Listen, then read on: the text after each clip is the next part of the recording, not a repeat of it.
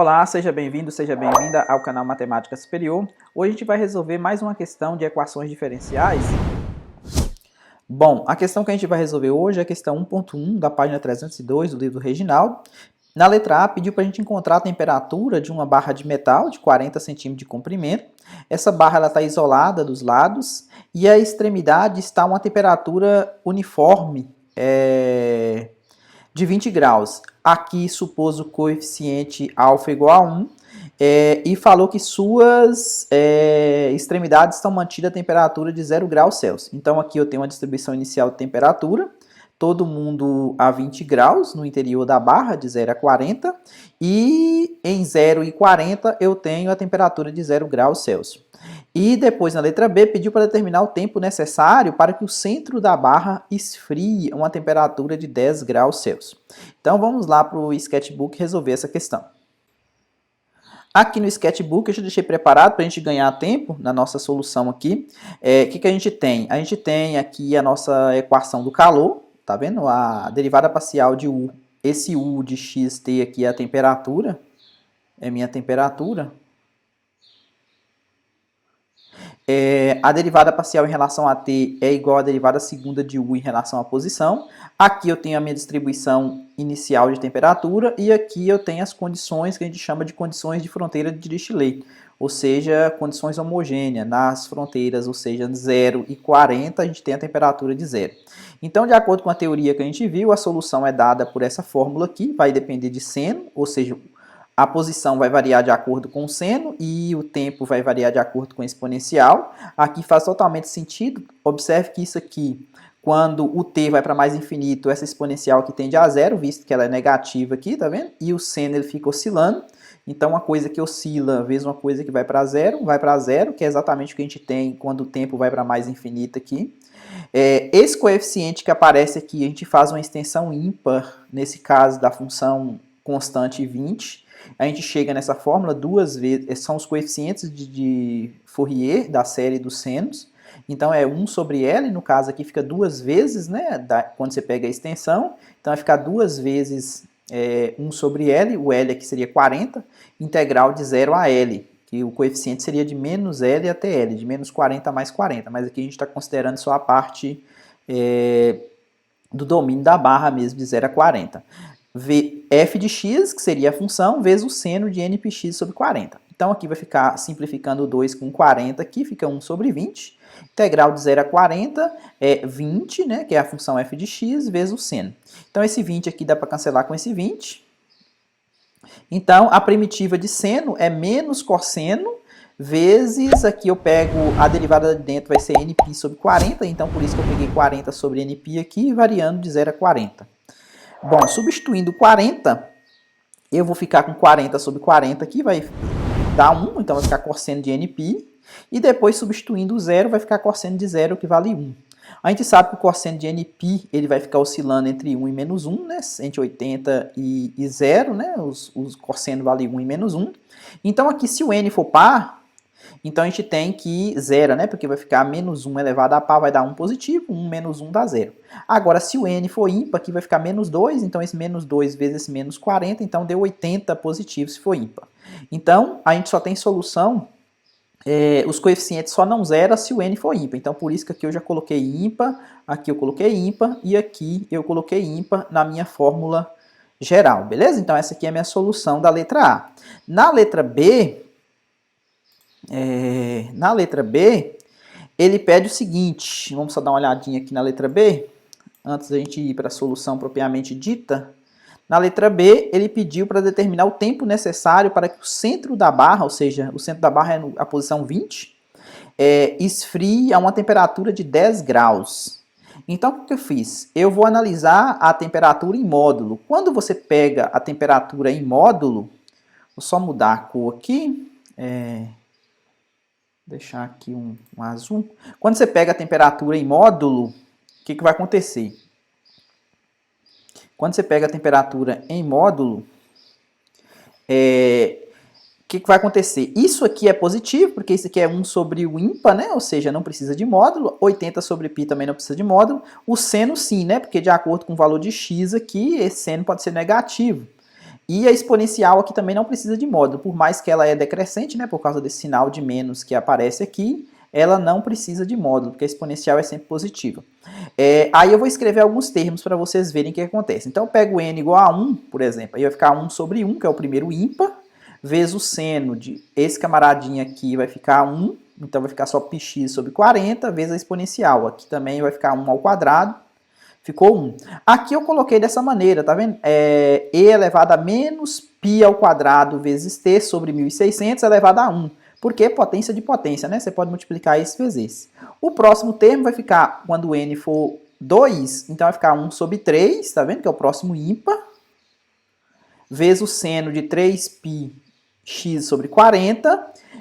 Agora a exponencial, você vai colocar um 3 ao quadrado aqui, ó. 3 ao quadrado dá 9, então por isso que eu coloquei o 9 do lado de fora, para a gente fazer uma comparação aqui logo embaixo.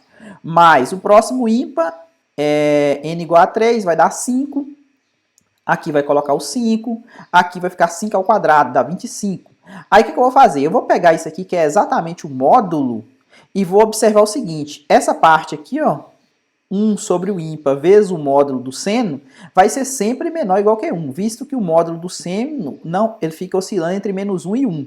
E 1 sobre esse ímpar aqui, ó, só vai diminuir essa desigualdade. Então, esse número aqui, esse número, todos esses camaradas que acompanham a exponencial, eles sempre vão ser menores do que 1.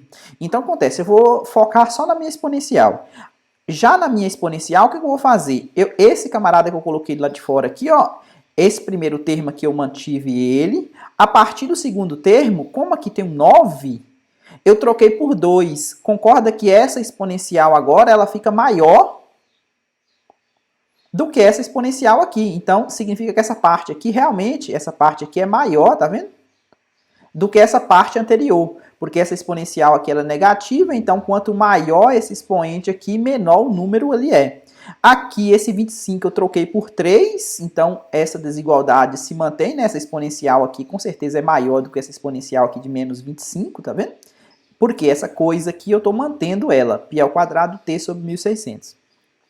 Então, isso aqui agora eu posso escrever como sendo 80 sobre π, que eu vou manter sempre.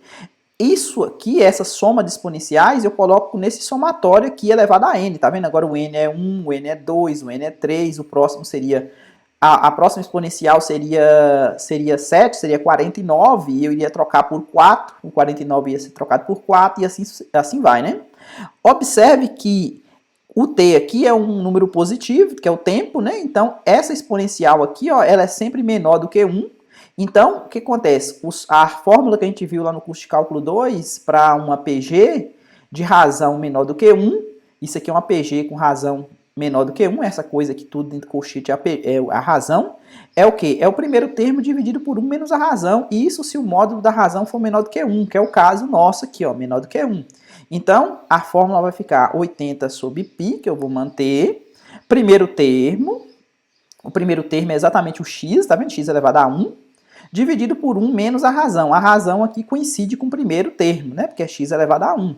Aí, o que eu fiz aqui? Esse 80 sobre x aqui eu multipliquei no numerador, beleza? Passei ele aqui para dentro. Dividi todo mundo por esse termo. Então, dividi em cima e embaixo. Então, quando eu divido aqui em cima, vai dar 1. Dividindo 1 dividido por esse camarada, ele vai ficar positivo, né? Porque conserva você inverte o sinal do expoente. E esse aqui, dividindo por ele mesmo, vai ficar 1. Então, vai ficar menos 1 que está aqui. Isso para o x entre 0 e 40. Observe que eu estou interessado em saber o que acontece no meio da barra, mas isso aqui pode valer para qualquer x, essa desigualdade. Então, reescrevendo, o que eu fiquei? Eu fiquei com essa última desigualdade aqui, tá vendo? Maior ou igual, né? Porque o sinal, tá vendo? O sinal aqui é maior do que quem? Do que o módulo de U de xt. Então, agora o que eu vou fazer? Eu vou pegar esse camarada aqui e vou trocar de lugar com esse, né? O famoso multiplicar cruzado. Então, quando você pega esse aqui e multiplica, troca esse aqui de lugar, né? Esse vezes esse aqui vem pra cá, né? Então, vai ficar o quê? Esse aqui vai ficar desse lado, então agora ele vai ficar menor, tá vendo? A exponencial menos 1 vai ficar do lado direito aqui, vai ficar menor. E esse camarada ele passou para cá dividindo, então vai ficar 80 sobre π dividido por ele. Então, esse 1 agora eu posso passar ele para o outro lado, com mais 1. E aí eu cheguei... finalmente, uma maneira de isolar a exponencial, porque eu estou querendo isolar o t. Lembra que eu quero o tempo necessário para atingir 10 graus. Agora, o que a gente vai fazer? Eu reescrevi aqui a minha última expressão que eu obtive lá, que é essa aqui, né? Agora, como eu sei que eu quero uma temperatura que seja menor do que 10 graus, então eu quero que isso aqui seja menor do que 10. Então, ele está no denominador, né? Aqui, ó, 1 sobre... Como se fosse assim, né? 1 sobre isso. Ele vai ser maior ou igual a 1/10. Então, o que acontece? Eu posso trocar 1 sobre isso, tá vendo? Eu faço mais uma desigualdade, né? Ou seja, escrevo mais uma desigualdade aqui, trocando 1 sobre esse módulo por 1/10. Então, vai ficar 80 dividido por 10π, né? Que é o 10 aqui que vai entrar no lugar do módulo de U de xt. Esse aqui dá para simplificar, dá 8π, né, mais 1. E aí eu finalmente aplico o logaritmo dos dois lados. Então, logaritmo disso aqui é igual ao logaritmo disso aqui. Ln da exponencial vai dar exatamente o que está aqui no expoente. Desse lado aqui vai ficar maior ou igual do que Ln de 8 sobre π mais 1. Agora, para me isolar o t finalmente, o que acontece? Eu multiplico por 1.600 sobre π ao quadrado, invertido, passo para cá, né? E aí eu faço a conta e vou chegar que t é maior ou igual do que 205,23 segundos. Aqui, logicamente, a gente deu uma exagerada na nossa majoramento, digamos, né? Aqui, se você pegar, por exemplo, 200 segundos, eu acredito que seja suficiente para que a temperatura no centro da barra já esteja a 10 graus, beleza? Então, espero que você tenha entendido. Se gostou, deixe um like aí, compartilhe com os colegas e até a próxima.